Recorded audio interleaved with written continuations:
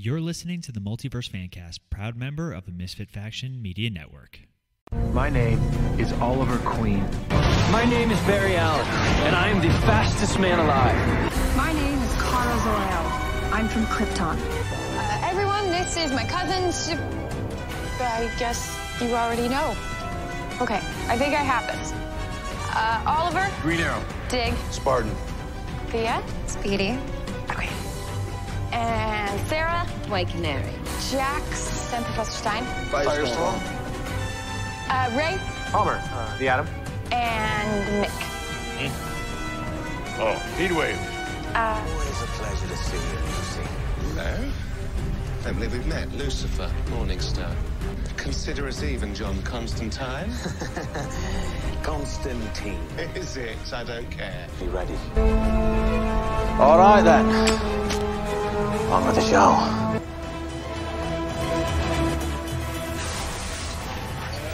Hello and welcome back to the Multiverse Fancast. Thank you for joining us, and don't forget you can take us on the go with Podbeam, Spotify, Stitcher, Apple Podcast, or any other listening stations. You can also check us out on our website. We've got some great content on there. That would be themisfitfaction.com. I am Rob, and I am back. No, wait, that's the ending. I did the last part first and the first part last. Smorgasbord. Sorry. I am Rob, and I've been asked to host yet again because these guys are gluttons for punishment. Thank you all for joining us. As always, with me is Paul. I think you forgot your name. I was just trying to decide which one to go for first because I think last time I went with you. Yeah, it was me. Sorry, I can't quite hear you. I'm partially deaf. Just partially? Rob always does encourage me to do a little bit more editing in the first afterwards. We'll fix that in post. No. We're going to fix the noise in post. But anyway. So how are you, Paul? I am good. How are you, Rob? I am really, really good. I am excited because we are recording and it's a Friday night and this is the weekend. And so I'm very excited to not have to work tomorrow. Is there anybody else here with us? And also as with me on my right is the ever reliable Ronnie. Nice alliteration. Thank you. That's what they paid me for. Literally. Literally. Yeah, literally. Literally.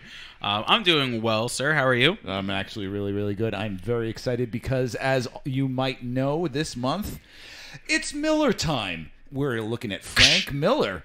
Dang it, I poured wine. Not me. That's all right. I think we have Coronas and Peroni. So it's Miller time here on the Multiverse Fancast. We also have Liquid Death, a proud sponsor of the Multiverse Fancast, hopefully. Always refreshing. We are looking at Frank murder my Miller thirst. this Drink month. Raise Energy. I don't know why. Why did they ask me to host? They can do it.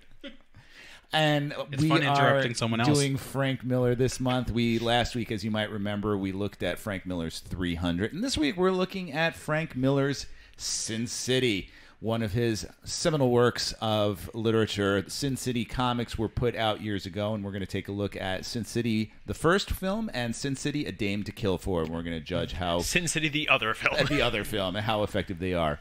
We'll be following up in the coming weeks with also Frank Miller's The Spirit. But first, let's go to some news. What do we got for us, Paul? Puts down his drink slowly.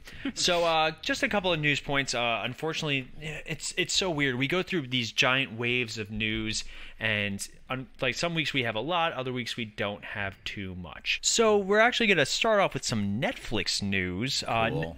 After Jupiter's Legacy premiered to supposedly very good numbers on Netflix, they canceled it after one season and then ordered the spinoff. Now, here's the thing I would love to know about that is, yes, it premiered to great numbers, but I'm curious as to how many people finished the series. Unfortunately, Netflix never released that information. Yeah. Most streaming services won't. Even like when I check our podcast statistics, I do look at start times, end times. How did people listen to the whole thing? where people kind of tune out, and we still don't do anything different each week. Yeah. So, Like, I bring that up because I'm also thinking about, and I'm not bashing it, but I saw like a month or so ago a lot of figures on Batman. Justice League, the new Justice League. That there was a lot of people who started the movie, but it was like the percentage of people who finished it was actually really but see, low. the problem with something like that is, like, look at us, for example. We watched the first 2 hours and then stopped it. Right. So who's there? There's no, TV. It's a hard metric to figure out. It is an incredible, because we restarted it, or after we watched it, I rewatched some of my favorite scenes in it, mostly the last 20 minutes. I'll be honest, I liked it, but it is what it is. But so, like, those metrics are really, that's why even like TV ratings nowadays are a super antiquated way of because nobody watches live TV anymore. No, for those of you who are old enough to remember the Nielsen ratings, it's still a thing. The Nielsen rating is still. It's just not as prevalent anymore. And for those of you who are really remember this from this is even predates me. The people who used to keep they would get every once in a while a Nielsen log in the mail, and you'd have to record what shows you were watching, and then you would have a little dial box on top of your television, and you would turn it to different ratings. Yeah. Was that next to your 8-track player? Or this is before my time. But so moving down the list, we also have Marvel wrap production on Thor: Love and Thunder. Taika Waititi said it is his craziest movie ever. And that is saying something, considering that he did Jojo Rabbit and Hunt for the Wilder People. Yeah. Which it could be a good thing, it could be a bad thing. Yeah. I don't know. I guess we'll find out. I have enough faith in him. I really enjoy him as a filmmaker. I've seen the pictures this week that have seen that it's definitely one of the craziest shoots. Oh, yeah. Seth Rogen's Teenage Mutant Ninja Turtles reboot is coming in 2023. Maybe when we get close to that, we'll finally do Green Hornet. Yes. Yeah. Now, is this an animated Turtles? Oh, that is a fantastic question, to which I definitely have a follow-up answer, and I'm definitely not looking at the actual article. No one's stalling right now. What are you talking about? Today was a good day. Today was a good day, and smorgasbord. Thank you, everyone, Frank for the listening. Tank Miller. Well, we'll come back. So excited. The movie will utilize CG animation similar to 2007's. Okay. So, okay. All right. Yeah, which was okay. Yeah. It was okay. I didn't even watch it, to be honest. It was all right. We had our first. I totally forgot to bring this up to you guys. The first teaser for G.I. Joe's spin-off Snake Eyes. Yes, I did see that. It looks okay. I expect nothing. I expect solidly nothing. mediocre.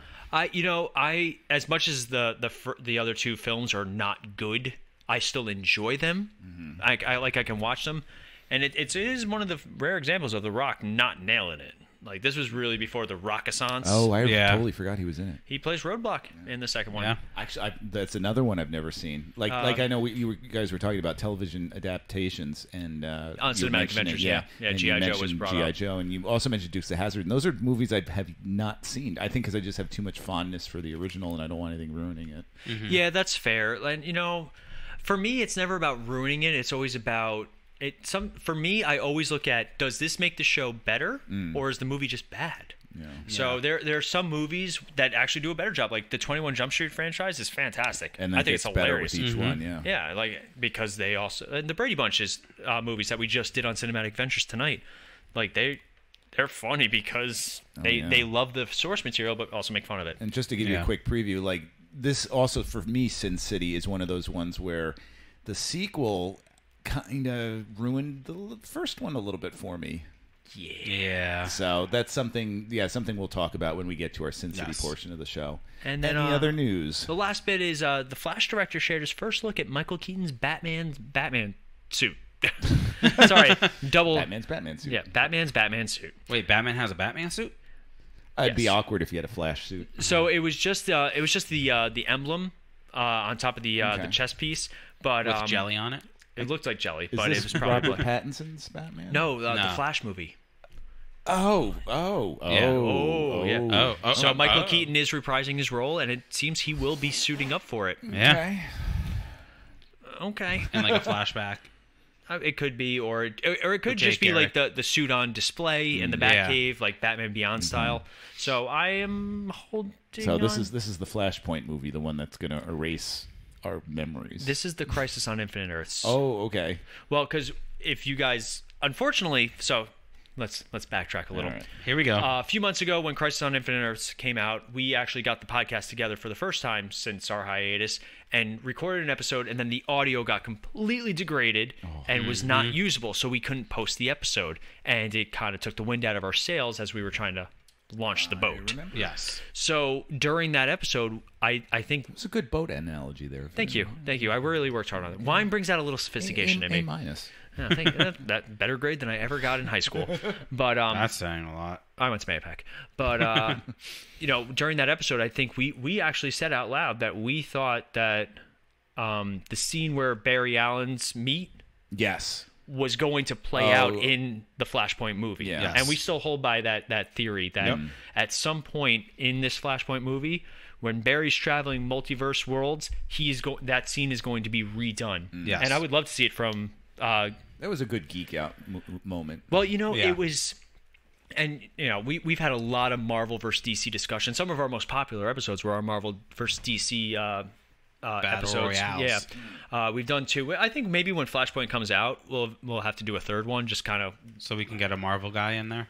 he's done both of them. Who? You, Rob. What? You were on both of them. But Rob doesn't even remember. one thing we've always said was that the strength of the television universe for DC, and to have DC really embrace the movies and TVs are really they're really one thing. Just you can't always see it, and to finally confirm it with Crisis, like that was a big thing for us. Yeah. And it's because of Crisis on Infinite Earths that we watched Lucifer. Yeah. So and I know Rob's plowing through. Oh yeah, I'm in season 4 right now, and we just almost finished done with the it. second half of season 5, so we might have a bonus episode for you I guys. think we'll have a Lucifer episode coming up soon. Oh, absolutely. And then there's Ronnie, who watched all of Supernatural, guys, so he still counts. Yeah, Okay. sure. Actually, I think it might be fun to have Ronnie on that episode just to talk about On the Lucifer, talk about as sort of Supernatural like Lucifer. the straight man. Yeah. Oh, okay. But I think that's going to wrap us up on the news front. Really, nothing else Okay. jumping out. So yeah, as we were saying, it's not a big news week, and which is ironic because usually, as we stated last week, during this time of the year, this is usually the big time when all this stuff is happening. Movie wise and everything. This is when all the big COVID.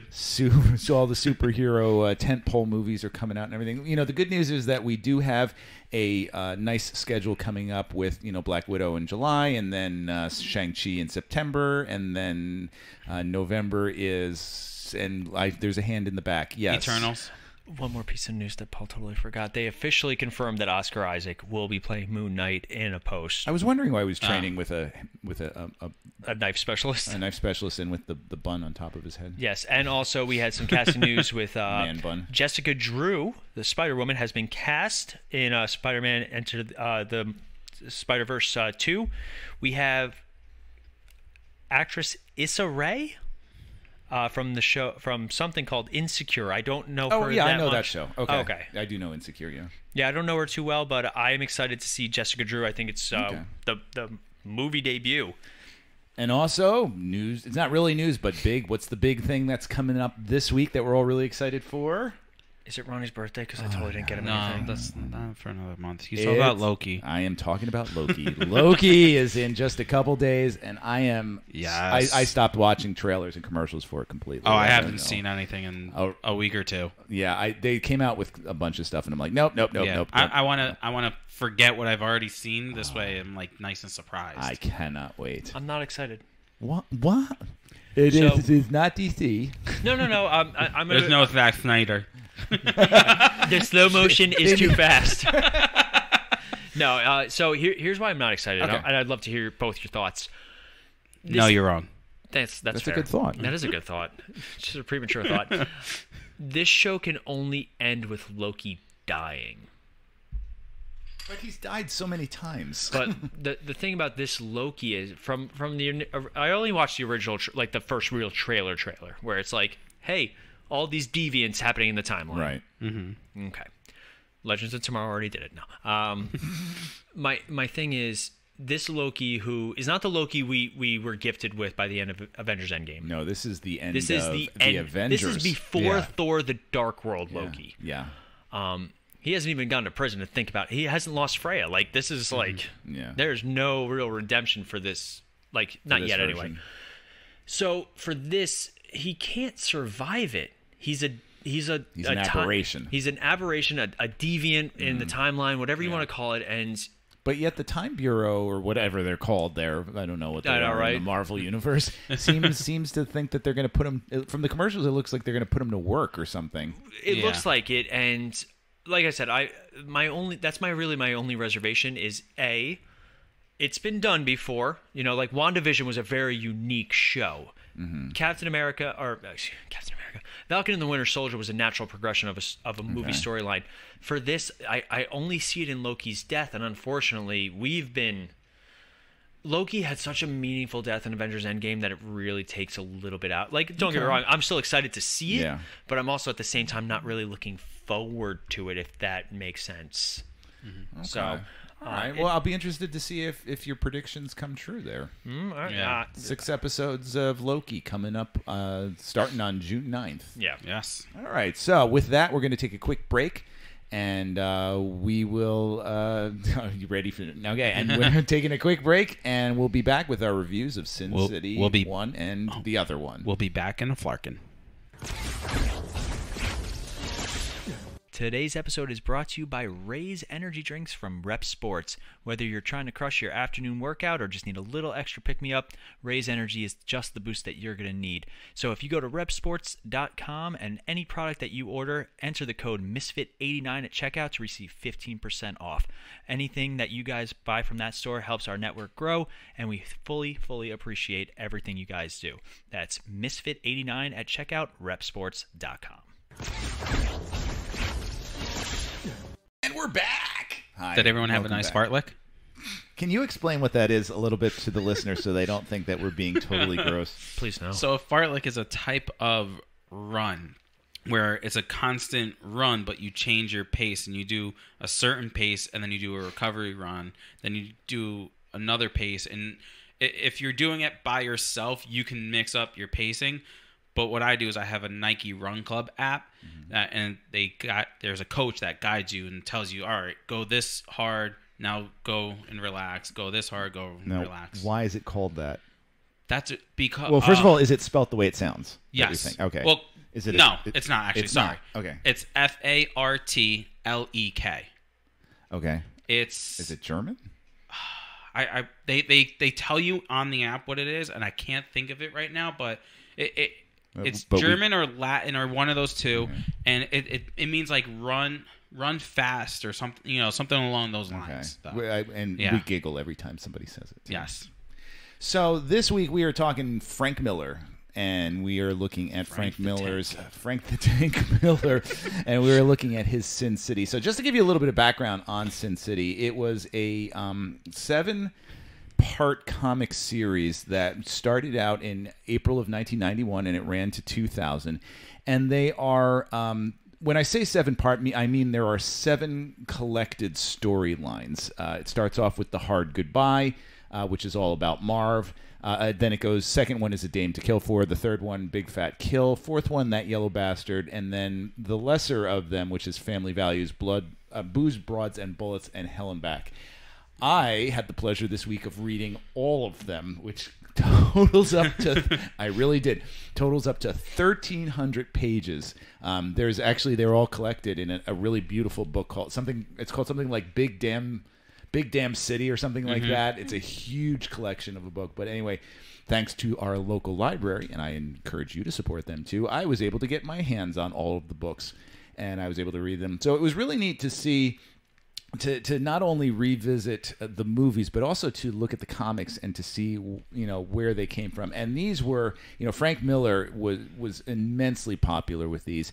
They are brutal, they are violent, they are disturbing, and they are, unlike the movies, colorless. There is no color except for one thing. Can you guess? The Yellow Man. Yes, very good. Ronnie gets the win.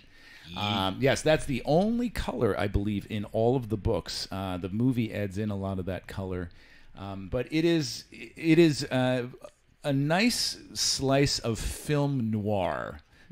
Paul, tell us a little bit about film noir. It's black and white film. No, film noir is a style of film that's typically used in detective type movies. So a more modern example is Spider-Man noir, who was made famous in Spider-Man Into the Spider-Verse. So noir is you're going to hear narration. It's going to be all black and white. It's usually some sort of crime or detective type thriller, typically involving some sort of cop who doesn't play by the rules but is really good at what he does. Very common trope and archetype used in most police type media. You got in more modern times, you have your Elliot Stabler from Law and Order. In this case, it is Axel Foley, very good. Yep. We also have, in this case, really the prime noir detective in this is Hartigan, played by Bruce Willis. Wow, I just threw Paul under the bus, wondering if he was going to know any of that. And he knew quite a bit. I'm impressed. Well, so here's my backstory. Okay. I learned the term noir from Spider-Man Noir, playing the game Spider-Man Shattered Dimensions, I think it was. And you played as 4 different Spider-Man characters. Basically, it was like Into the Spider-Verse as a video game, which was really cool. And Spider-Man Noir was one of my favorites, and I actually did do research because they did a whole noir series for Marvel, and it's really good. I highly recommend it. It's basically a time period where it takes place during the 1920s, like most of these noir type thrillers. Yep. You got your speakeasies and Prohibition, and your I was going to say the only noir I know is Pinot. That's fair, actually. That was a solid one. Dang it. I watched it happen. I watched all that. So you know what? We'll give Ronnie that one. But I bet you Ronnie could probably tell us, what is the typical noir detective like? I bet you know it. You don't even know you know it. Don't look it up. What do you think? No, I'm not going to look it up. He's like the rule breaker. He goes... Like, what is his personal life like? Non-existent. Exactly. I was saying non-existent. He's a drunk. Yes, he almost always is. Always has a cigarette in his mouth. Yep. And everything, just not personable and everything. I knew you knew it. I'm just describing me. No. Ronnie, put your cigarette out. Yeah. All right. Another quick question. Who most famous of all of the... Dick Tracy. Good guess. Most famous of all the noir film noir detectives. Film noir. I'm sorry. No. Detective noir. It's not necessarily film. There have been films with this detective. I want to say The Spirit, but good guess. Spirit is there's this one. He actually predates The Spirit, I believe. As soon as you say it, it's going to drive me crazy because it's like on the tip of my tongue. Yep. Philip Marlowe, Private Eye. Oh yeah! Wow. Yes. Philip Marlowe is one of the most popular of the film detectives. Of the noir detectives. That he's had shows. He's had films made of him. One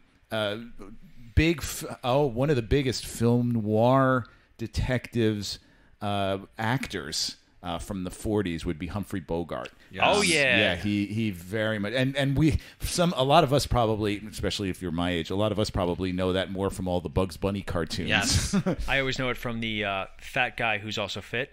That's always the stereotype. Yeah. Like they have great arms, but they have like the beer gut sort of thing. Yeah. That always makes me laugh. They got the dad bod.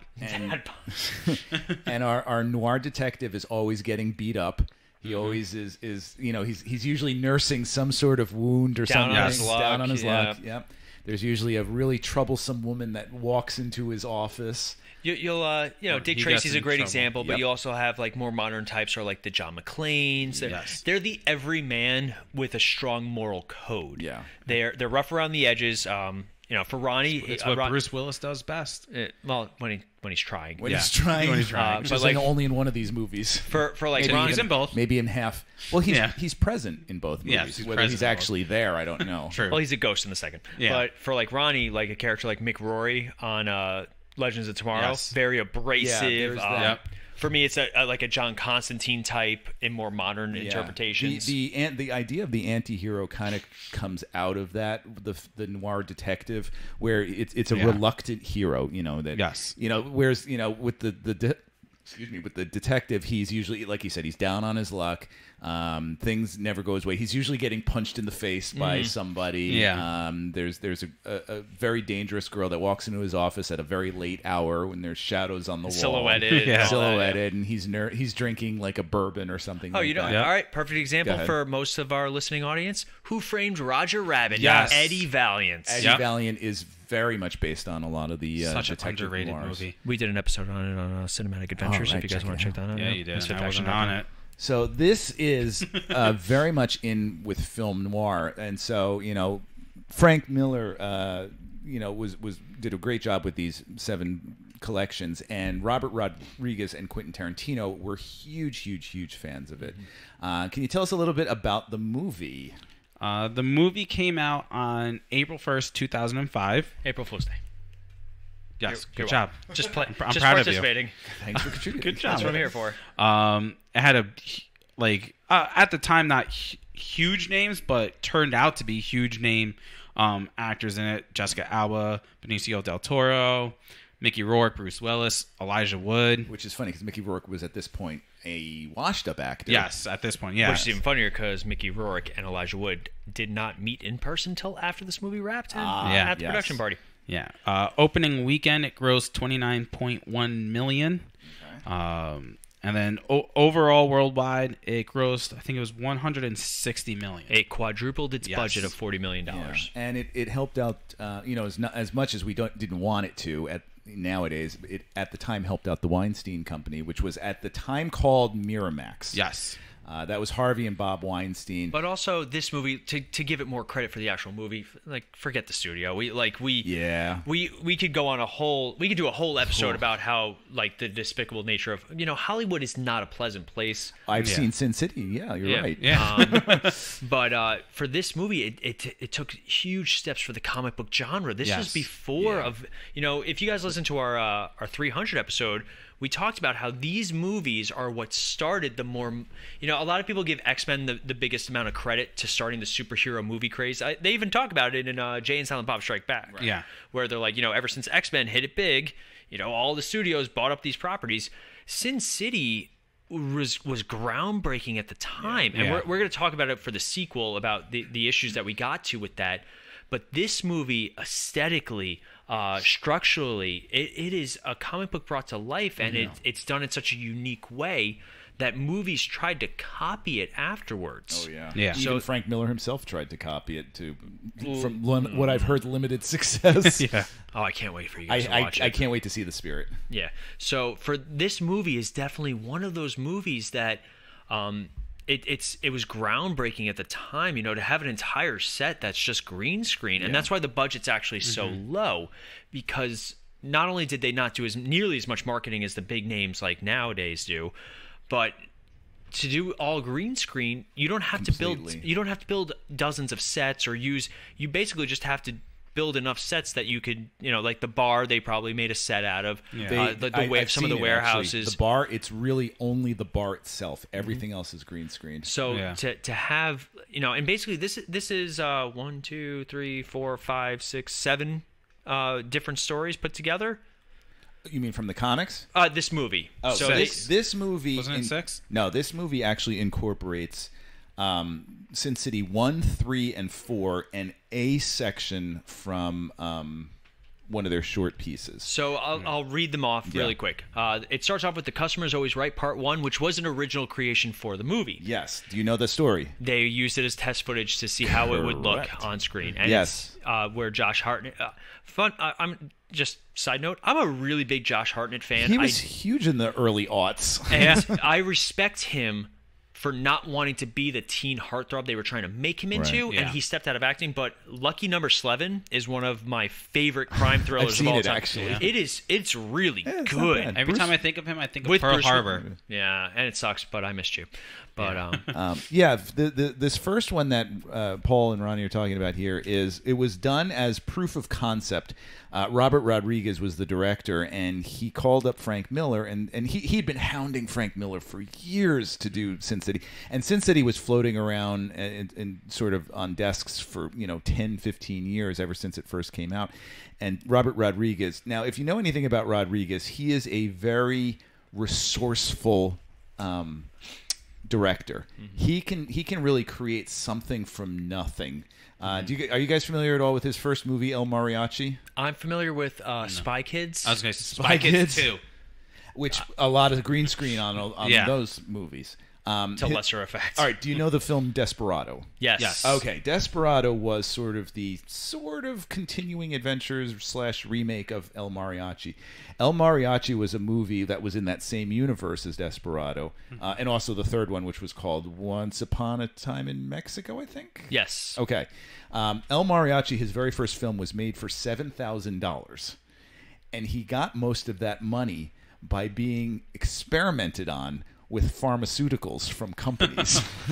He actually, if you ever see him, and you can ask him to see the scars, he has 2 football shapes on the backs of his arms where they cut open there and they inserted like a drug into each one to test its effectiveness. I don't know what the drug was or anything. And they gave him $4,000 to do that. So the majority of his budget for El Mariachi was based on that pharmaceutical testing. COVID vaccine. So you know, Rodriguez is incredibly tenacious and resourceful, and Frank Miller said he was tenacious. So he said, you know, look, please come out here. I come out to my ranch because he's got his big ranch and he loves that sort of Mexican cowboy persona that Robert Rodriguez has.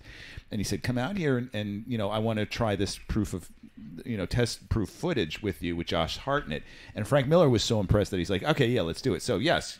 You were saying that was not part of the original. It was an original concept for the movie, and I like when things like that make it into the actual movie because test footage is a very important part of the process. It helps get effects right. It helps get costumes right.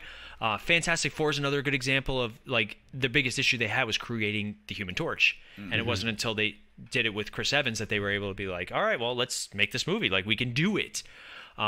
Not to say those movies are good, but I think it's fair to say that we have a lot of nostalgia or rose-colored glasses for it at this point. Yeah. But another set of movies that were in between where superhero movies started to where they are kind of at right now. Then followed up by The Yellow Bastard Part 1, The Hard Goodbye, The Big Fat Kill, The Yellow Bastard Part 2, and The Customer's Always Right Part 2. Okay.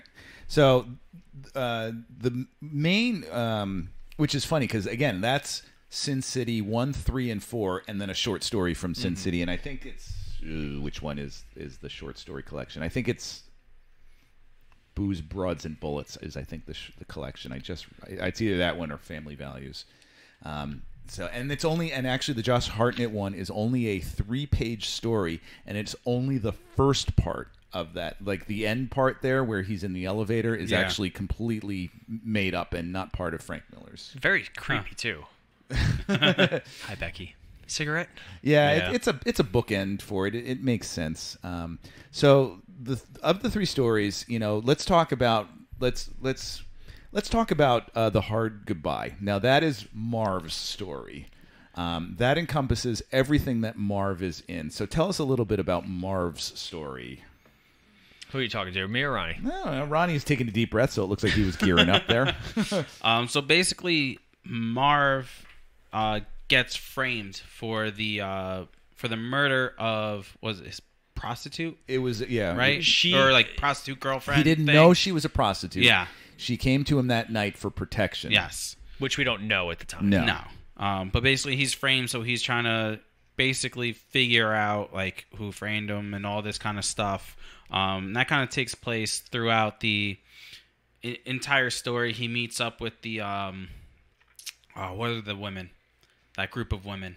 No, that's the other one. Sorry. No, but she is sort of part. Those women are they sort of hang out. The girls of Old Town. Old Town. Thank you. Yes. Yeah. So I mean, that's his story. He doesn't like beating women, yet he beats a lot of women. But only to help them. Yes, only to help them though. You apparently, know? I don't like hitting women, but let me go hit every woman I meet and everything. I don't know. And yeah, he's framed, and it's funny because it ends with his electrocution. Yes. Well, twice. Yeah, he dies like 38 times in this. Well, gets hit by a car, shot in the head. What else happens to him? Yeah, like for the first Sin City, you can't, and that's what's neat about the graphic novels too, is that sometimes somebody dies, but then they show up later in there, and it's not because the Sin City graphic novels are not chronological. Yeah, they are. Yeah, the narrative style is very. That's a good example of somebody who does it. Memento, like very out of order type, very Christopher Nolan-esque. Yeah, all over the place.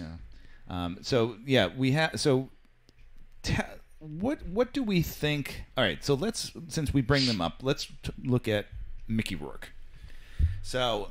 He's definitely the breakout star of this movie. Okay. He has the longest story, too, in it. Yes. Well, the hard goodbye is very long. The Big Fat Kill is also very. Scratch that. The Big Fat Kill is probably a little bit longer. Okay. Yeah. I think we think it's Marv because don't forget Marv has such a big part in the second Sin City. That's true, and also, I love Clive Owen. I'm a big Clive Owen fan. Oh, really? Oh yeah, I've seen him in what was the movie? Closer, very good movie. Yes, with Natalie Portman. Yeah, basically anything he's in, I thoroughly enjoy. And it was a shame. As much as I love Josh Brolin, it was a shame they did not get him. It did not get him back for the sequel. Yeah. Well, do you know why? I wonder if that was probably just scheduling a decision. Because here's the thing, and I don't know if you even picked this up, because number 2 is in the series is Dame to Kill For. And Dwight is in that, and at the end of that graphic novel, Dwight gets a face change. Yeah. And so I wonder if they talk about it in this. They talk about it in this movie. Right. Does that mean he got his face changed to Clive Owen? No. It was. And they talk about it in A Dame to Kill For. They hint at it. He looks like Clive Owen at the end. They do aesthetics and makeup. Yeah, so he's supposed to look like Clive Owen at the end. Okay, so you're saying you wish they brought Clive Owen back for the end. Oh, absolutely. I see what you're saying. If you're gonna do plastic surgery on a character, like in movies, it's so unrealistic. Plastic surgery in movies and TV is like it's the bone structure changes. Like it's completely out of proportion. Like if one of us went in for plastic surgery right now, we'd still look the same, just slight differences. So we've got Mickey Rourke here, and Mickey Rourke I heard a quote from Frank Miller that he said, the strangest thing when we started shooting this movie, all these people started showing up that looked just like my characters. Can we agree that there's a lot of stunt casting going on here? I don't think so. Okay. Me personally, like a lot of these actors were like. Well, Bruce Willis was big. Bruce Willis is probably the biggest name in this movie, but then the only big name. Well, I mean Mickey Rourke, but Mickey Rourke, he was kind of washed a up big at the name. time, it wasn't until The Wrestler that he really reignited his career. Jessica Alba was just starting to, and like this is her big sex appeal movie, like and all that, where they, and now she doesn't even act anymore. Yeah. But she's worth billions because she is much smarter than most movies portray her as. Yeah. Nick Stahl, he did Terminator after this, and that was it. You had Rory Gilmore. Get out of here. She was a big star. That shows. Is that Becky? Yeah, Gilmore Girl. Yeah. Okay. Josh Hartnett was relatively big too at the time. This was like during his, his, I guess, career high. Right. But really, like I don't think stunt casting is involved because all the actors also do a really good job with the material that they do, and Marv's ripped right out of the comics. Yeah. Hartigan not as much, but I think having the big name kind of covers that. Yeah. But you also got like Michael Clark Duncan, Devin Aoki, Benicio del Toro, like all people that are known, but this is not a star. At the time, it was not a star-studded cast. Michael Madsen, he pops in because he's always in things. Nick Offerman. Yeah. I couldn't believe that was Nick Offerman. Yeah, right? But here, I'm just showing them right now. This is what Marv looks like in the comics. Yeah. And, they really do a great job of translating I was Marv. going to say, like, I would say probably about 90% of it is, like, graphic novel accurate, the way it looks and everything. Like, if you look up some of the websites that say, what's the difference between the movie and the book, it comes down to color. Yeah. It's like, well, in this scene, it's red, and there's none of that. I think, though, in this movie, the aesthetic choice to add splashes of color on certain character aspects was a really good idea. Yes. Like, Dwight's shoes are bright red. Like, that's an aesthetic choice. Hartigan's tie. Like, things like that, I think they add a little certain something. Obviously, the yellow man is yellow, and he should be yellow. Right. And, But, or Goldie, it was a great use of the coloring to differentiate her and her twin. Right. Yeah. You know, because Goldie has a twin sister who looks just like her because the same actress, but they're able to, you know, but like there's not a lot of red for blood. No. So, all right. Since we bring that up now, do you think this movie would have been rated NC-17 if it was in color? It's possible, but usually your NC-17 ratings aren't the violence aspect per se. Mm-hmm. You hear about it in movies every once in a while, like Mortal Kombat. Most recently, they had to cut back on some of the fatalities because they would have hit that NC-17 rating. Yeah. But usually, unfortunately, when you hear NC-17, you automatically think boobies. Yeah. But I mean, even you know, we're a family-friendly podcast, but having a full erect penis in a movie automatically gets you an NC-17 rating. Right. That's why if you ever see it, like in Wolf of Wall Street. Yes. I don't know why I pointed to Ronnie. Yeah, right? Mostly because when I think Jordan Belfort, I kind of think of Ronnie in his 20s, but Thanks. Legally, I think. all legally, and without all the money. But, Allegedly. Allegedly. Can't prove nothing. But Jonah Hill used a prosthetic for a scene where he's, you know, all excited about... That's why I think of Ronnie, because being excited about Margot Robbie. Oh, I thought you were going to say Jonah Hill. And his fake... No. I don't remember this part. Did you see The Wolf of Wall Street? Yeah, I saw in the it scene once. where Margot Robbie's first introduced at the pool party, Jonah Hill is so high out of his mind that he starts, you know, taking care of business. Yeah. Well, it doesn't surprise me because Scorsese has said in interviews that he usually goes way over the top with violence and with some of the sexual stuff because he knows the MPAA is going to make him cut stuff, and so if he goes way over, then he can cut back. See, I wonder if it would have got the NC-17 rating if the strip club was actually a strip club and not a PG-13 strip club. So it's interesting you should say that because I'm going to show them pictures now from Frank Miller's novel here of Nancy Callahan, and you'll notice a distinct difference between. Here she is. That's Nancy in the book. Yeah. Notice what's missing here that's in the movie. Clothes. Yeah. Yeah. So Jessica Alba has been not notorious. That's not terrible. She's been steadfast in her opinions about nudity on screen. Yeah. Every actor and actress is different. You know, some actors and actresses, they're like, it's part of the character. It's part of the medium. I signed up for this character. It's part of this character. Then others are like, I'll sign up because I like money, but I'm not going to degrade my... Cool, do you. Like, if you feel comfortable doing stuff like that on film, that's awesome. But also, this movie was PG-13. It was designed to be PG-13, but only in terms of certain characters. Otherwise, it's an R-rated movie. It's very jarring for me personally to be like, you know, you see a lot of nudity and sex in this movie, but then it's like, here's Nancy Callahan, who's 19, and she's the queen of the strippers that every guy goes crazy for, and she's doing her little cowgirl routine, and I was a teenage boy when I saw this movie, and yes, I had the poster. Leave me alone. But, you know, like, there's other things in this movie, you know, as like rewatching this movie as an adult, I'm like, yeah, Nancy Callahan's like, you know, it's Jessica Alba. She's gorgeous. Yeah. But that's not like the R rating for me in this movie. Yeah, she has. Yeah, as you were saying, Jessica Alba has a nudity clause in her contract where it's completely prohibited. In Machete, they actually digitally altered her because she took a shower. Like, there's a shower scene of her. Yes, they had to digitally alter it because she refused to do it nude, and she did it in a bathing suit. They're like, well, that would look silly if somebody's bathing in showering in a bathing suit. Thankfully, also somebody who's clothed in this movie who is not in the book is Nick Stahl's Yellow Bastard. In the book, he is completely pantsless. So thankfully, Nick Stahl chose to wear pants for that scene. Oh, that'd been funny. It would remind me of Goldmember. Solid gold.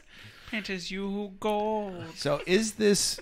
I bring up, you know, the R rating for the violence. Is it gratuitous or is it playing within the boundaries of the movie? It is all reflective of the character and their character type. Like Hartigan, he does not do excessive violence.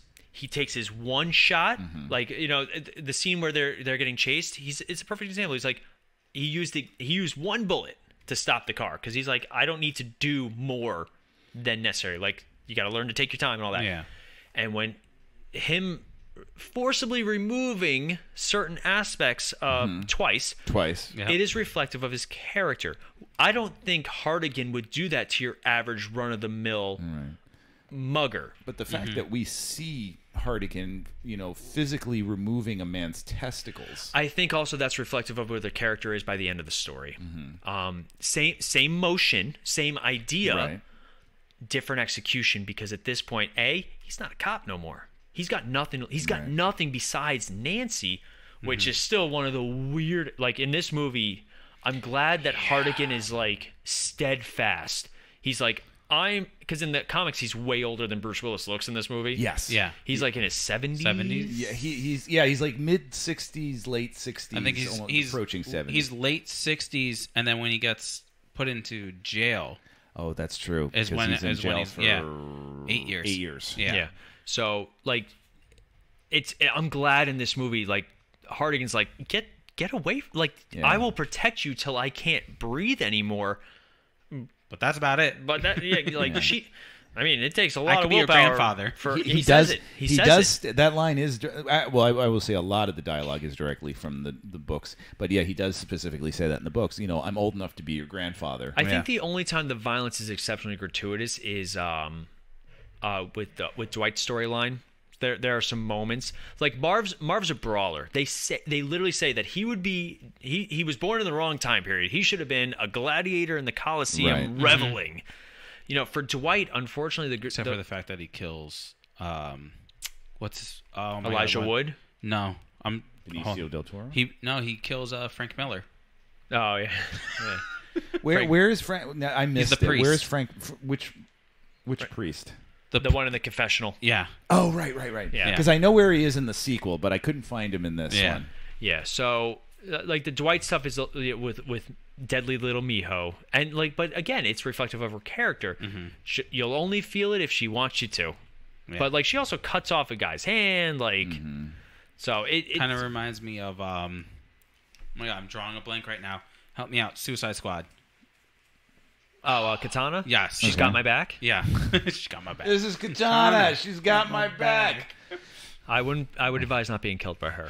But I'm also just thinking of the scene with what's her name? Gina the Lucille. The Lucille Ball? Marv's Carla Gugino. Thank you. Yes. I'm thinking about her with her scene where she is naked in a corner, cowering, missing her hand because it was eaten by a cannibal. Yeah. That's brutal. Yeah. Is it too brutal? I don't think so. I think it's reflective of the character of that Elijah Wood plays. Okay. Because you don't see it, do you? You don't see it happen. No. I think if you see it happen, that's where it's like the stump. Yeah, that's where I think it's like, all right, maybe tone it down a little bit. But I think the fact that you don't see like all that graphic stuff necessarily kind of makes it a little more subdued. And I wonder if that was Tarantino's influence, because Tarantino loves violence, but he loves the suggestion of violence. Yes. Like if you think about the scene from Pulp Fiction with Bruce Willis with the sword. When he stabs people, it's all off camera. Like it's below the frame of the camera when he jabs down into the guy's, I guess, crotch. Yeah. And then there's another one where he slashes a guy across the chest, but the guy has his back to us, and then he spins. So it's all about that, that perception of violence, that what we imagine is so much worse than what is actually happening. He's basically going, here's this and this. Whatever you come up with of how it happens, it's all in your brain. I'm not going to show you what it is. And it kind of makes it a little bit more subdued and not super crazy. But then you get Kill Bill, where they go over the top. Oh my gosh, that is so violent. That's gratuitous violence. Gratuitous. Like, and his explanation was, well, like it's a parody of how these older movies worked. Yeah. For me, this movie, there's never a point in this, like, don't get me wrong, the Kevin stuff is jarring and uncomfortable. You got the heads displayed on the wall. Like that's like hard to watch, but then you get the story and the reasoning and how they, so like if violence is part of the story, and part of the character, I don't ever consider it gratuitous. Some people said that Gladiator, the violence was gratuitous, but at the same time, it was reflective of the character and the story and the time and the period, and like this was the Wild West. That's what I was going to say. If it's based off of something, it can't be gratuitous. Like Kill Bill's not based off of something. It's just like an that idea was that one weekend we had. Well, so, but you know what I mean? Like it's an idea that he had. Like this movie, I don't think could be gratuitous because it's like, well, if you don't think it's gratuitous seeing it on paper, why is it gratuitous seeing it on film? Okay. And I was also kind of wondering too, as we're all talking about this, because it almost feels like the second one is more gratuitous than the first one. Not that I want to talk about the sequel just yet. Yeah. But like I'm thinking where they're ripping out eyeballs. Yeah. Quite frequently so. Yeah, it's a little more graphic. Yeah, and I wonder too if that is the lack of Tarantino in the second one, because I know he wasn't really involved. No, we'll talk about it more when we get to the second one. But they wanted to up the shock factor because they also know what happens when you make a sequel way too late. Yeah. Especially you get something like Dumb and Dumber 2, which classic. Don't get me wrong.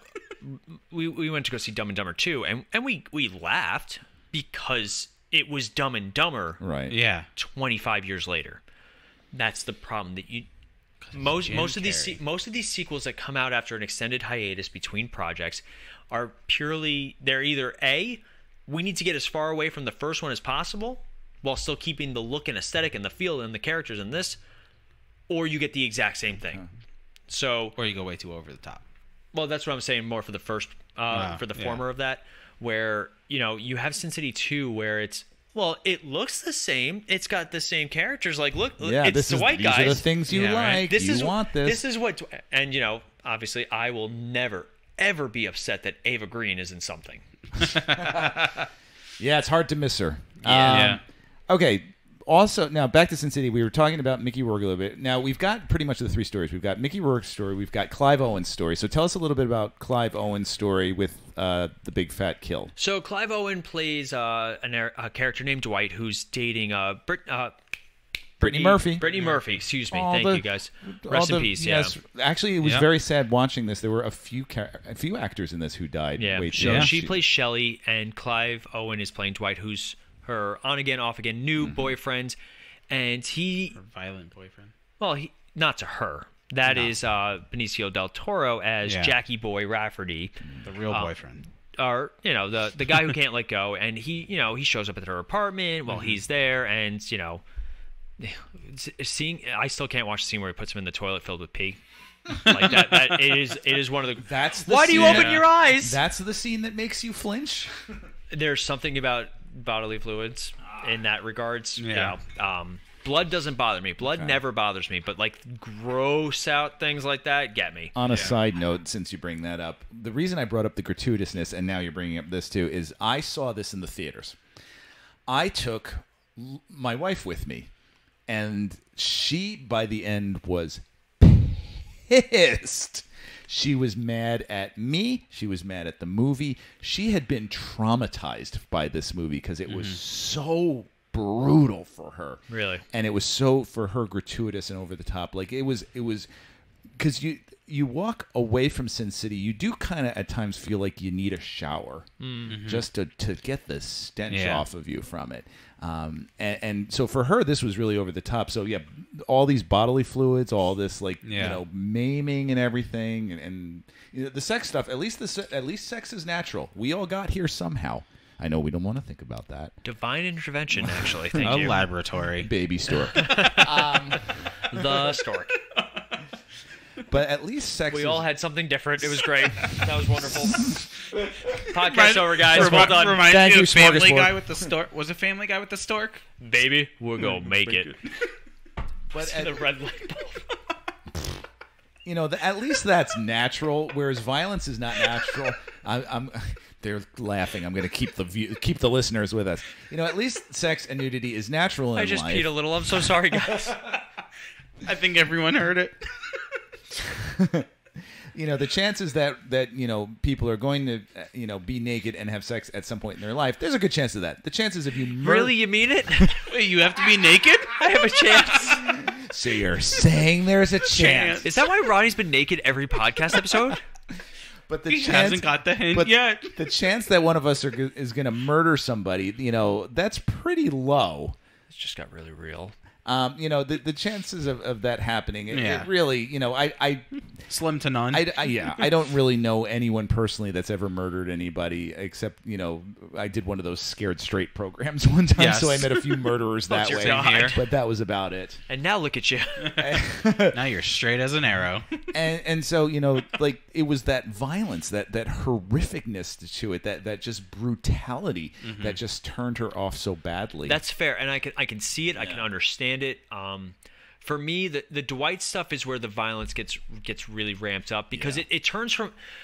First of all, it starts off way too real. Like a lot of the other things in this movie are they're comic book things. They're blown out of proportion. Yeah. Marv busting through the door and pushing two corrupt cops out of the way. Like be right out. Like all the bigger than life. Like as much as we, some of us make fun of Zack Snyder for making characters that are too big. Like that's what comic books always were. And Marvel's done a better job at kind of reeling that in. Isolate that. No, I got you. I do the editing, so oops, totally forgot where it was. Damn it. But the Dwight stuff starts off with a very real. Refresh my memory. He comes in and starts beating Brittany Murphy's character. Yeah. Because he's the abusive ex-boyfriend, and Dwight's the new boyfriend who defends his girlfriend's honor, and then he sees too much, and he's like, I'm gonna chase these guys down and beat the crap out of them. So it starts off with a very real domestic situation where the ex-boyfriend comes in and starts beating the girl who got away from him, and that's hard to watch. Yeah. And and then you have him and his Goonies with Becky.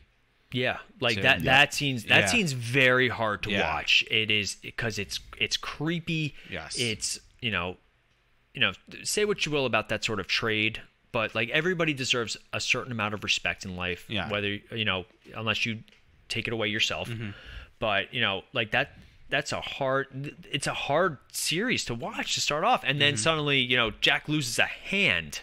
Yeah. And that's when the violence for me gets dialed up to 11 with Miho, and then it turns into a prostitute versus cop war. Yeah. It goes off the rails in that one. And that's typical Frank Miller, that he loves to go off the rails. And that scene of him driving in the car, quote unquote, talking to dead Jack is also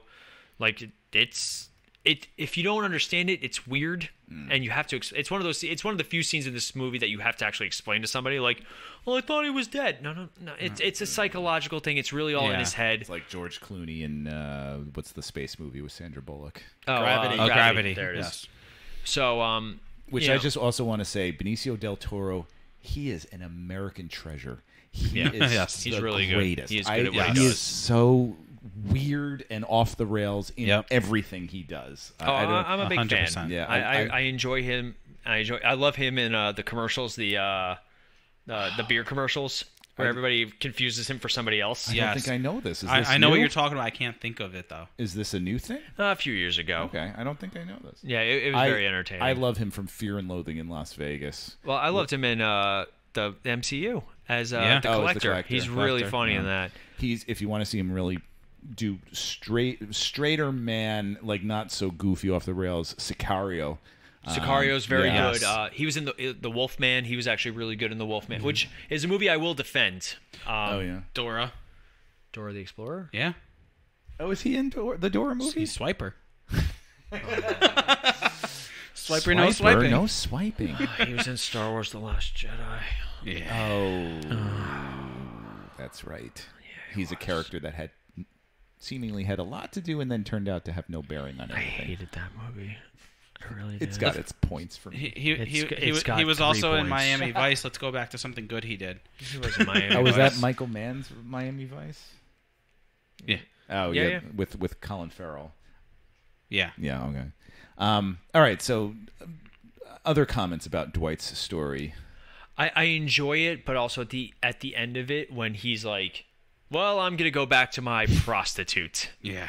My prostitute queen, excuse me. Yep. Get it right, please. We didn't even mention that Rosario Dawson's in this movie. This was my first Rosario Dawson movie, and I loved her in it. Not really in it. As much in comparison to the second one. Yeah, she's actually a really huge character in the graphic novels, and you don't really sense that until the second one. Yeah.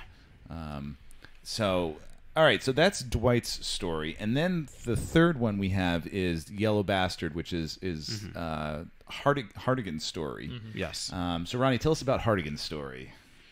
So he's trying to stop a serial child killer at first, is when we kind of hear about him, and then he's the one that saves he saves Nancy from the 11-year-old Nancy, right? Nancy Callahan, who then develops a crush on him. But basically it's him trying to kind of go after this yellow man, or yellow bastard, I guess, really. He's Rourke. Yes. The Rourkes play a big role in the graphic novels, and you see that a little bit in the second movie. Yeah, too, a little bit Senator more. Rourke. Yeah, Senator. And then Cardinal Cardinal Rourke, Rourke, which the great Rutger Hauer is in there. Thank goodness for Rutger Hauer. Again, a Blade Runner leftover. Thank goodness. So yeah, all right. So let me ask this: do the 3 stories, 3.5? We won't count, Josh Hartnett's story. Yeah. Really. Are they balanced? Or does one feel stronger than the others? Now, I'm not asking for which one's your favorite, but are they balanced? I would say yes. I think they're all different. They're different styles of story inside of a noir film. Okay. So it's nice that each one feels unique in its execution. Like you've got your revenge story, you've got your justice story, you've got your settling old debts kind of story. So like each one, it's hard to say that they're balanced because they're different in the same film. And that's one of the few things, like doing an anthology type movie in where it's 3 separate stories, and they have their little connections. Like Hartigan walks into the bar and you see Marv still, he's sitting there watching. So like they have their little connections, but they all feel like different stories happening at different times. So to say that they're balanced it's hard to say that. I think they're all very good. Okay. But like I when we talk about our favorites, I know which one is my favorite in this movie, but like it's hard to say. Balance is a very strange way of talking about these stories for me anyway. Okay. So, anything to add? No. Okay. So, since you bring it up, which one is our favorite? Ronnie? That's a tough one. I'm kind of The Hard Goodbye. I think might be my Marv story. Might be my favorite. I think just there's a lot of for the Yellow Bastard that it's like, for instance, with the car accident, you got this yellow blood trail that disappears. Meanwhile, he's towards the end, he's in your car. How do you A, not see the yellow blood leading to your car? B, how do you not see this yellow figure in your back seat during your however long drive it is? Like I think or smell him for that. Yeah, exactly, right? And just all this stuff with it that I'm like, for someone who's a police officer, you'd think that he would be a little bit more aware of his surroundings and everything. It's been 8 years. So logic throws you out. Exactly, yeah. And then with the big fat kill, it was just a little too excessive. I mean, I enjoyed it, but I think it was just a little too excessive with the violence and the women beating and all this kind of stuff. So I think that's why for me, I think The Hard Goodbye, because it's kind of like a mix of both those stories in a way. Okay. Paul? I like The Yellow Bastard. I think it's a great. I like Hartigan. I really do. There's just something about, it's an archetype. It's the cop that doesn't play by the rules, but has a very strict moral code.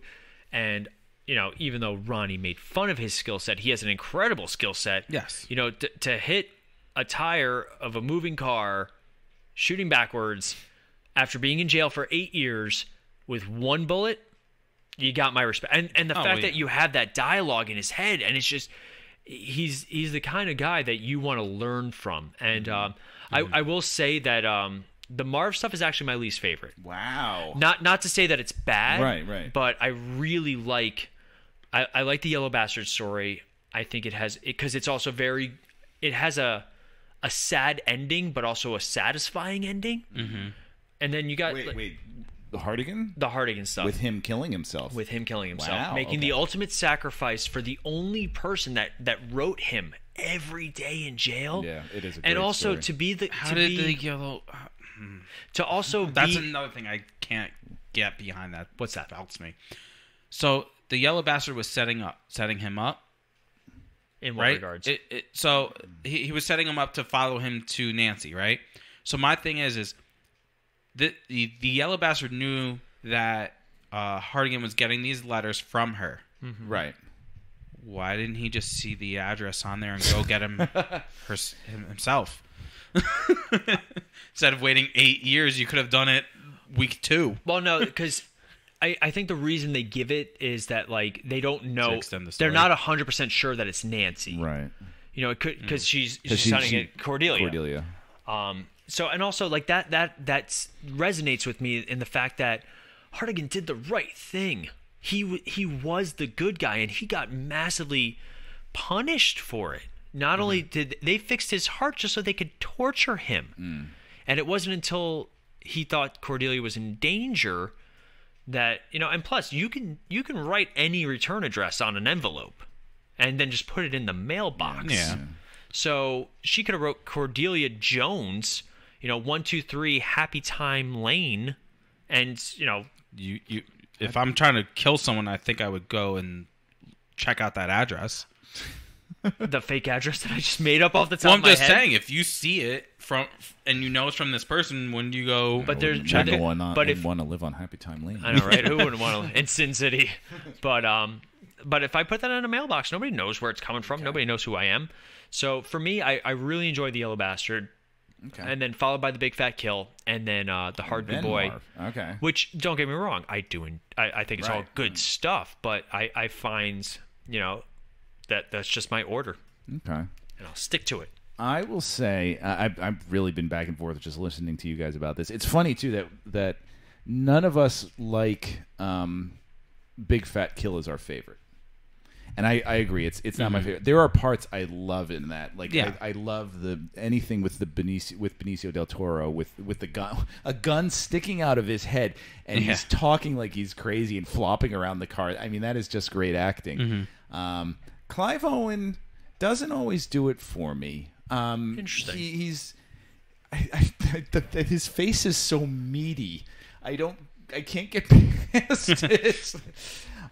Which is funny because I actually like him in a lot of things. Like I saw him years ago in Shoot 'Em Up with Paul Giamatti. I love Shoot 'Em Up. It's such a goofy movie. It's an R-rated. That's a good movie. It's an R-rated Looney Tune. Essentially, that's what it is. Yeah.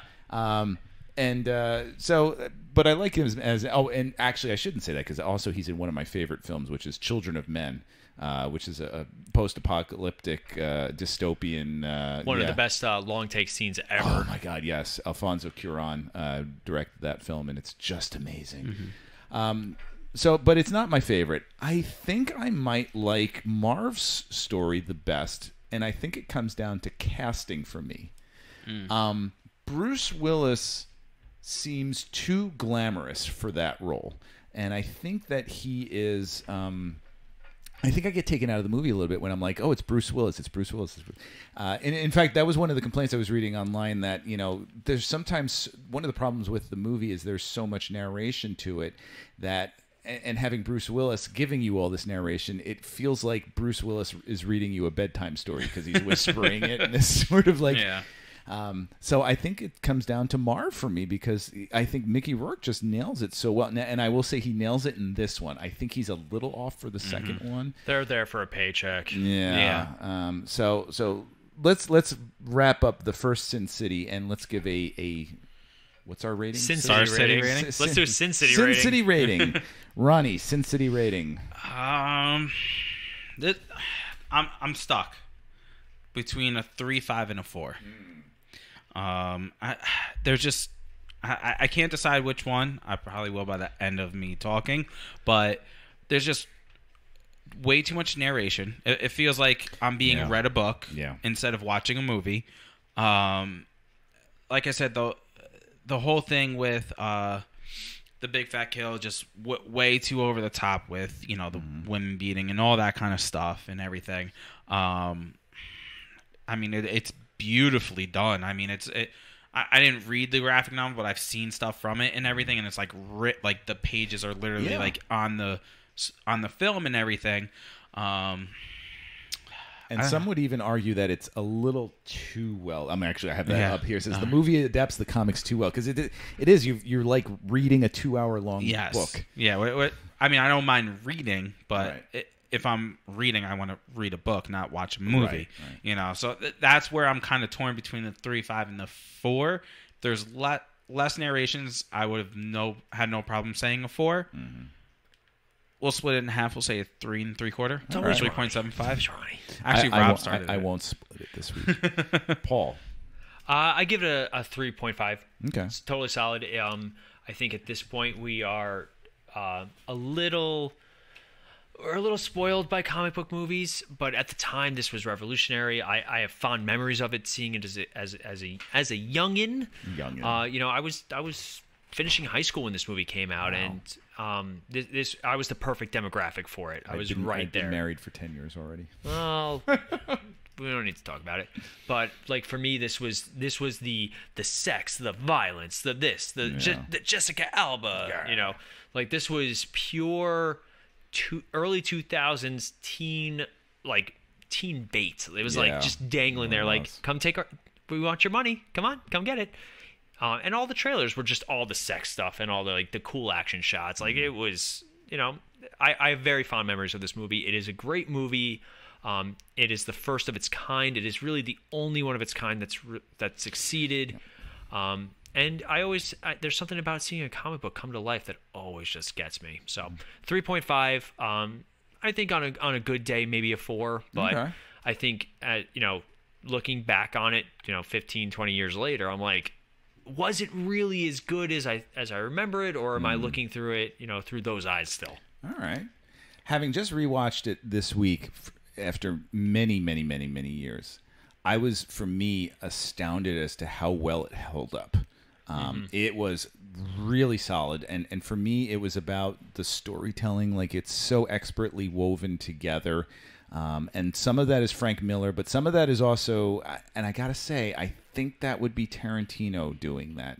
And I say that because in the sequel, that's not storytelling aspect isn't there. And, no. And so I really credit Tarantino to doing that and to really, you know, showing how to edit something together and weave into this beautiful tapestry. I think there's a couple missteps in the movie in terms of casting. Like Bruce Willis, for me, is passable, and he takes me out of it sometimes, but I can still get past it. And there's some good moments where I'm like, oh, that's really cool with Bruce Willis. And like you were saying, it's like nothing I've seen before. Like there's nothing that precluded this. And so for me, this is a very solid 4 out of 5. I rate it equal to 300, where it is really just that comic book come to life, where, you know, I feel like I'm seeing the pages being splashed up on the screen for me, and it's special for me. Mm-hmm. So let's talk about something that's not so special now. It's going to be short. Number 2, literally. Number 2. So, SimCity. Oh, God. I love that game. That's kind of what this is. We're now a gaming podcast. SimCity, and I don't think it's even called 2, is it? No. Just a Dame to Kill for City. So when did this come out? This one came out on August 22nd, 2014. And it completely bombed when it came out. It grossed 13.8 in North America and 25.6 million other countries for a worldwide total of $39.4 million. It had 2.6 on opening day and a total of 6.3 opening weekend. Yuck. Now, it's funny you should mention it. It came out on August 22nd. Not in a non-COVID year. the end of the first weekend of August is usually a big weekend for movies, and then everything after that is severely diminishing returns. And studios are notorious for dumping their turkeys out on the public in those last 2 weekends of August. Yeah. They're also notorious for doing it like at the last weekend of April too, but that seems to be going away a little bit. But at the end of August, and the fact that it came out at the end of August indicates that the studio knew what they had on their hands. It wasn't going to work, and they just stuck it out there. I think one of the problems with this movie, I think, is the fact that you had so many different minds going into this. You had so many different producers and production companies, and you had the same directors, and that was about it. You had 30 million other minds on this movie, while the first one, it was obviously Frank Miller and Robert Rodriguez, and then it was a couple other people, yeah. But this was like, all right, you guys did great, but we want something a little bit more, so let's give you more, and let's give you 30 million other. The first one was minds. very auteur-driven. That's funny you should say that about the producers, because I was counting during the credits how many executive producers, and I counted something like 22. Yeah. That's insane. Yeah. Calm down there. There was, let's see, hold on. We got 1, 2, 3, 4, 5, 6, 7, 8 different production companies. Oh my God. Involved in this. Yeah, there was way too many cooks in the kitchen on this one.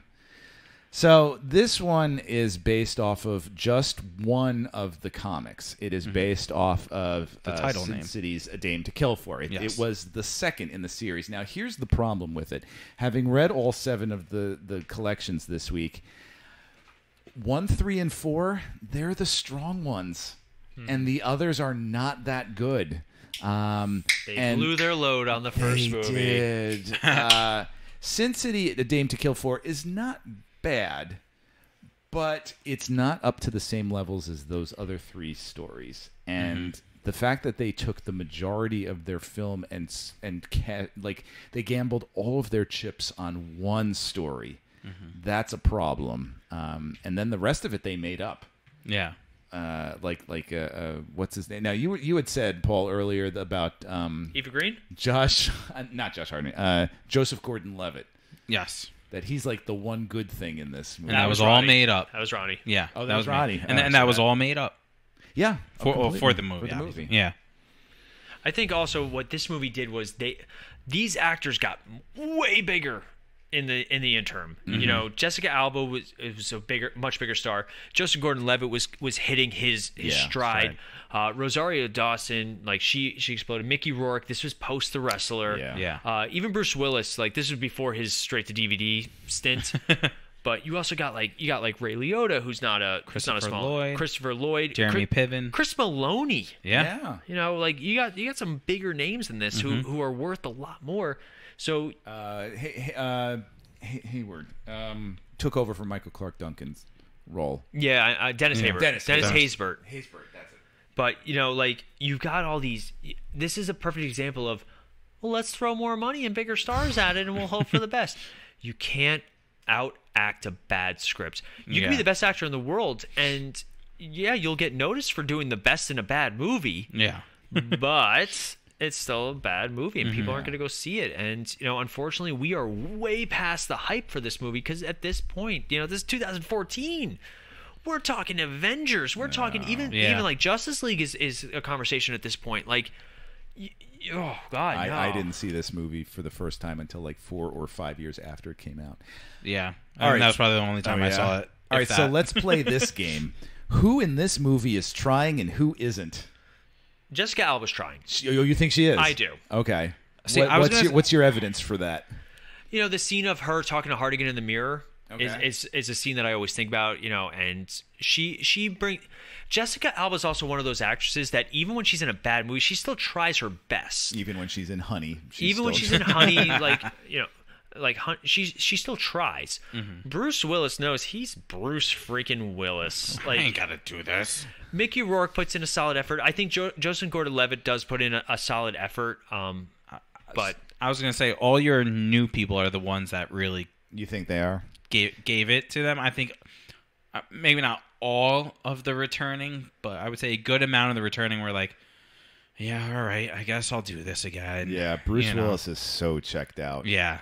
He's like, just what direction should I face? Where's the camera? All right, I'll look at it. Squint. Guys, can I only be in this for like 5 seconds? Well, that's all we planned. Oh, okay, great. I was trying to figure out how many days he probably spent on set, and I think I came up with 2. Yeah, I would be surprised. No, he got paid well for it, I'm sure. He probably got paid more than most of these people. Yeah. Joseph Gordon-Levitt is absolutely acting his heart out in this. Oh, though. yeah. Yeah. I love Joseph Gordon-Levitt. Yeah. Don John. Yes. Yeah, that's a great movie. That's a good one. Oh, yeah. I forgot about that. I saw very that good. years ago. Don John's very good. I don't really like The Dark Knight Rises, but I do Angels in enjoy the him Outfield. Angels in the Outfield. 500 days. What do you mean, get out of here? That's great. No, that was like a get out of here. Like, oh man. Oh, I was like, don't you Is dare. he one of the kids on the team? Yeah. He's the kid who sees the angels. Yeah, Oh, he's is the he? main character. Yeah. I like him for 500 Days of Summer. Yes, that's a great one. What about G.I. Joe? I never saw it. The Rise of Cobra. Is he in, which one is he? He's probably trying his hardest too. He's Cobra Commander. Oh, he's? Yeah. Oh, that's right. I did read Yeah. about that. So Looper. Who else is not trying in this? All right? Powers Boothe. He plays Senator Rourke. Cash them all in. Is he trying? To be honest with you, I did not rewatch this in preparation just because it was. How could you? I No. want I mean, to, like, though. how could you possibly rewatch this? Yeah, I don't right? blame anyone Yeah. who's like, no, I'll pass. So it's kind of hard. Like I'm just trying to go off memory from I don't know, maybe 5 years ago of seeing this. But I don't know. Yeah. It's funny. As soon as I brought up the sequel, the air just got sucked out of the room. Here. Yeah, right. Yeah. Like you're you guys started going on your phones. You're all paying attention to other things. Nobody wants to talk about. Spoiler: this movie's a 2, and that's being generous. Yeah, I can't even like. I get it because it's the second one. Yeah, no, because it's crap. I thought he was referring to Eva Green actually. I think that's what he calls her is the 2. She is a 10. How dare you? No, say he rated she's her so naked in this film that there were scenes where she was naked and I was looking away because I was bored. Been there, done that. And I'm like, oh, she's naked again. All right. I've never seen naked Ava Green and been like, bored. By the time she was laying in the bathtub and talking to Christopher Maloney on the phone, I was like on my phone playing games because I was so not interested in it. Mm-hmm. Not you? I like Eva Green. So is Eva Green trying? Or is she just naked? She's just naked. Well, that part she's trying. Well, she's a very good actress. I thought you were going to say a very naked actress. She's a very actress. She's a very good actress who's like Penny Dreadful's fantastic. Oh yeah, I've seen those. And she's done like great work, but she is also very known for not caring about that sort of thing. No, she is the anti-Jessica Alba when it comes to that. Which is fine. Like, if you like your body and you're proud of your body, cool, do you. But, like, you can't rely on that instead of acting. Why not? So it's like, where do we go from here? Would this movie have been any better if they gave it a different look? Like, because here's one of the things is that it in terms of looking like Sin City, it looks like Sin City, exactly like the first movie. Would it have been better if it had given, like, what if, say, we saw Martin Scorsese's Dame to Kill For? Would that have made it a better movie? No. No? No. I would have been actually upset if they changed the aesthetic and they're like, Sin City, different. Sin City with the bright lights. Color. But we hated this. I will still always stand by, if you're going to make a sequel to a movie, to look at Justice League. Justice League's a great example. Okay. Justice League's a great example of, we didn't like this, so let's do this with bright colors and different scripts, and the characters all feel different, but they're the same actors. I would have been more upset. This movie, I think it's tough. I feel like what Paul's trying to say is, if you're going to go for a different look, you need to go for a different everything, not just look. So I think different actors or character, whatever it may be. This way, it's a whole fresh new start, not like a 50-50. Like, I'll give you an example: the Thor franchise. Mm-hmm. The first Thor, Kenneth Branagh, very Shakespearean. The second one, trash. Yeah, whatever. But then you've got Taika Waititi coming in doing something totally different, and we're into it. Oh Yeah. Why are we into it then, but not into it if, like, that's not what Thor usually is like? Do you think Martin Scorsese would have done the same aesthetic? If the movie's done with been better. Unfortunately, but Sin City has such a unique aesthetic that to change it drastically, But it's only unique because Rodriguez set it up as that way. No, which I get, but like a different director could have definitely made a better movie. But as long as they kept, like, when I think Sin City, I think of that aesthetic. If you want to hire a different director to do a better job, that's cool. I understand. But the director can also only do so much. You also need a better script. You need, better actors. You need all these things.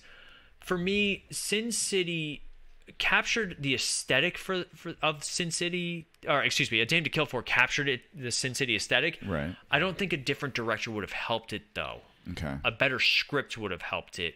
Okay. And also the severe time difference between the movies did not do it any justice. Yeah. I feel like Scorsese could have helped because I think his style of directing is very similar to what we see in these movies, minus the noir part, where he's got those montages, he's got the narration and everything like that. So I think he would have done probably a really good job. Can you imagine doing it starting off with, like, Actually, Nancy Callahan Martin saying Scorsese wouldn't do it because he doesn't think comic book movies are cinema. Almost did Joker. Don't forget that.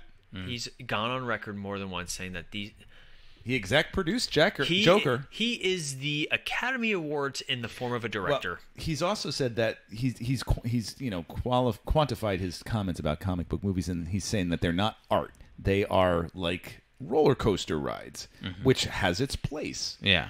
But, Martin Scorsese's done, he I'm trying to think of something quick. But imagine if it had started off with Nancy Callahan, ever since I was a little girl, I always wanted to be a stripper. Like, starting off like Goodfellas kind of that right? feel. It could have been fun. And then kicked into like some sort of Martha and the Vandellas song or something. You know what would have been cool is kind of like how you had Quentin Tarantino come in for like a segment. Yeah. Like if he would have come in for a segment, if anything. Like I think, like I said, I think because of his style, I think he would have fit well into doing it. Because I don't know if it would have made a complete difference, just because, like Paul said, it needed work on the writing, not necessarily the directing. But like it just felt like, and this is what we don't seem to like, is that it was a rehash. Yeah. Like a rehash of, here are the things that you like. Because to be honest, that's one problem I have with Marv, with Mickey Rourke in this, is that he's trying too hard, and he's overacting it, and he's also, the thing is, where's our progression? Where's our character growth? Yeah. That's the problem with doing time displaced stories. Like we know where Marv gets to. If I want to see a Marv story, I would just want that as the movie. Like give us a Marv prequel. Rather than, like, basically every story was this was a prequel, if you really think about it. Like the only exception is Nancy, right. and Which her doesn't story make sense. is it takes place after Hartigan's death. The rest of the stories all take place before the first movie. And that's actually one of the main problems I have Less with is this, more. is that the chronology is so screwed up in this, because Agreed. you've got like Dennis Haysbert's character who gets his eye ripped out, and then he gets his gold eye, but then he dies. But how could he have died if in the first movie he did this? Right. And then, like it's nonsensical. It's almost like no one was trying. So, Sin City rating for Sin City 2. Now you went on record already as saying 2. 2, and that's generous. Okay. What does it for you? Evergreen. That was the worst way to phrase that, Rob. The worst way. And I'm going to answer evergreen. I think She does it for you? All right, say something nice about Sin City 2. It's got a lot of great ideas that just were very poorly executed. Okay. Do I want to learn more about these characters? Absolutely. Do I want to see Dwight's story? Sure. Do I want to see Marv's story? Sure. Marv got shortchanged in this movie. Dwight, there's a good story there. It doesn't pay off. Yeah. And then Nancy, I was happy knowing that Nancy was free at the end of the movie.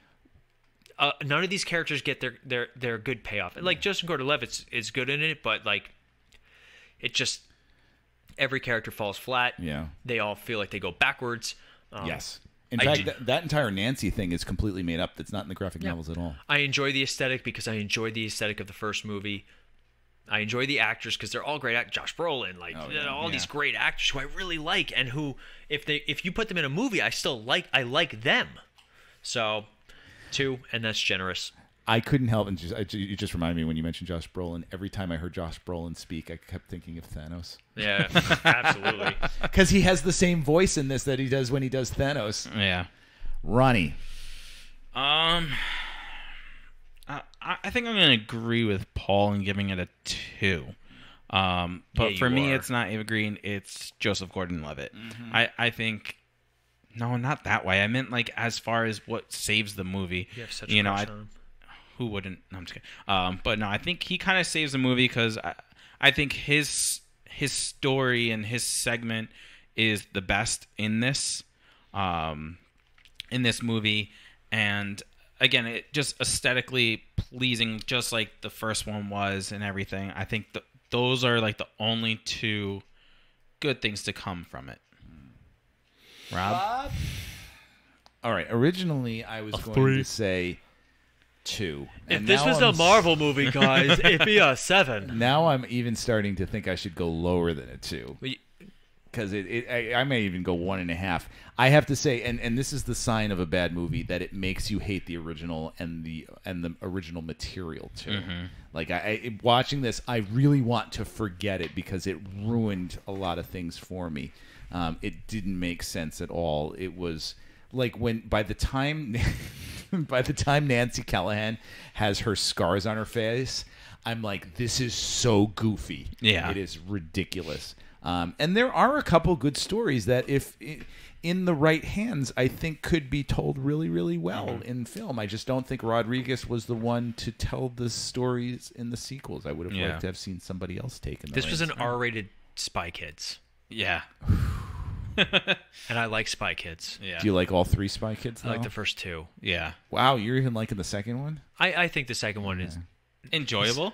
The first one's okay. But also, we were... You're not a fan of Shark Boy and Lava Girl, are you? No, but I don't Lava get Girl, yeah. Yeah, easy there, killer. But I don't get the there's like this whole big cultural push for Shark Boy and Lava Girl. But we, Ronnie and I are, for those who guys don't know, Rob's a little bit older than us. But Ronnie and I kind of grew up in that generation of Spy Kids. Yeah. We were at that age. Yeah. Yeah. No, Spy Kids was not me. Yes. By the time Spy Kids 3 came out, like I like Spy Kids 3. They weren't kids anymore. Yeah. Spy teens. Spy early 20-somethings. Alexa Vega, I'll say it. Mm-hmm. But Spy Kids, by the time Spy Kids 3 came out, we were well past the... especially with the whole 3D push that they were making. Yeah. But, unfortunately, like, that's... When I watch this movie, that's all I can think about. And also... Spy Kids. Also, I had such a terrible taste in my mouth from The Spirit. Like... I can't wait to watch The Spirit and see how bad it is. I would watch The Spirit over this movie. Wow, really? That's what I have to look forward to? How crazy is it? And I don't know if you guys heard me groaning through that statement, but... Yeah. How crazy was it that they were thinking of doing a third one? Sin City 3? Yes. And they were going to look to get Johnny Depp in it. Yeah. Yes, I had heard that too. Okay, so that wraps up our Sin City segment. It's Miller time once again. And let's now go to our online material and see what our fans are telling us for the week. This week's question was... Today's question, most iconic superhero introduction scene in a movie. So we had some really good ones, and we also had Ronnie who didn't read the question properly. Technically, he was introduced into the movie. Into Wakanda. I'm going to argue this one already, dude. But we have Heath Ledger in The Dark Knight. The pencil trick gets me every time. His intro, I will say, is in the opening scene. Whatever doesn't kill you simply makes you stranger. But no, I will definitely say that scene is wonderful, and it is. I'm just busting chops. It is like the actual introduction of the Joker. Yeah, when they're all sitting in that kitchen and you just hear in the background, Yeah. Yeah, it's actually Rob's life motto. My jokes were bad. We got pins and needles in that first scene with Hugh Jackman in X-Men. So I can see that in the cage fight scene. That's a good one. Yeah. Let's see. We have our friend Sean who said Christopher Reeves, or close second is Michael Keaton as Batman. We got Wolverine in X-Men First Class. I know it wasn't really an introduction, but I just found it hilarious. That is good. That is funny. Jack Nicholson is the Joker. Christopher Reeve, Superman saving the helicopter. So, and then, am I allowed to give 2? This guy. Wonder Woman's entrance in Batman vs. Superman, which is, say what you will. Say what I will about that movie. That is a great entrance. It is a great, when she drops in. And, of course, Batman's reaction. Yeah. And then Thor's entrance in Infinity War, because some people don't read the quote. It was his introduction into Wakanda. It was his first time there, guys. He had his passport and everything. But, yeah, we had some really good ones, and that was a fun one today. Yeah. But if you guys want to participate in Fan Feedback Friday, you can always find us on Facebook at the Multiverse Fancast or the Misfit Faction. You can also find our website, themisfitfaction.com, if you want to get more in touch with us, and not in a physical way, because this isn't Sin City 2 there, guys. You can also email us at multiversefancast@gmail.com. Physical. Welcome to Ronnie's OnlyFans, where he just sings. You can find us at the Multiverse Fancast. I would pay that OnlyFans. gmail.com. You can find us if you want to find my OnlyFans. Easy. You can also find us on Instagram at the Misfit Faction and our YouTube channel, where we upload all of our podcast audio and eventually more bonus clips. You can find that at the Misfit Faction Media Network on YouTube. Every like, comment, subscribe, and share really helps our network grow. It helps our podcast grow. You can also help us by purchasing Raise Energy through using our code. Ronnie, what's our code? Misfit89. That's MISFIT, the number 8, the number 9. Without the words "the number" in between, just so you guys know. They know that. We have a smart audience. We do have a smart audience. I'd also like to just tease, too. Don't forget that with Loki coming out, I'm going to start writing again. Yes, so you will find weekly reviews for Loki on our website, themisfitfaction.com, which is always linked on our Facebook. So make sure you guys share with your friends, like, comment. Reviews are big for us. Apple Podcasts just redid their entire podcast structure, so the more interaction we get, the better, and the better quality we can provide to you guys. Cool. Ronnie has something to say. Yes, I do. They don't know what I'm going to say, but I'm going to say it anyway, and it's going to be a surprise for them as well. For those that answer our Fan Feedback Friday, we are going to pick the favorite one from all 3 of us, and you will get a little surprise from us. We'll reach out to you, and you might get some swag. Or some raised stuff, and everything. We'll do a little giveaway once a month. Ooh, I wasn't ready. That. Yeah, there you go. All right. I would also like to just reach out to Ronnie to tease next week's episode. Ooh, yeah. Go ahead. We're going to have the 10-year anniversary of the atrocious Green Lantern. So we will be recording that and releasing that for the 10-year anniversary. So be on a lookout for that, because I know we all love to hate that movie. And I am doing a special act this week where I am going to see just how great Ryan Reynolds can raise material, where I am going to be reading and watching R.I.P.D. because I am a glutton for punishment. Watch The Spirit right after. So that wraps up this week's episode. Thank you very much for listening. As always, we wouldn't do this if it weren't for you, our fans. So thank you for everything you do. Thank you for reaching out to us. Thank you for listening, and thank you for liking and subscribing. As always, I am Rob. I'm Ronnie. And I'm Paul. And we'll be back in a flash. See ya. I'll say it's smorgasbord again.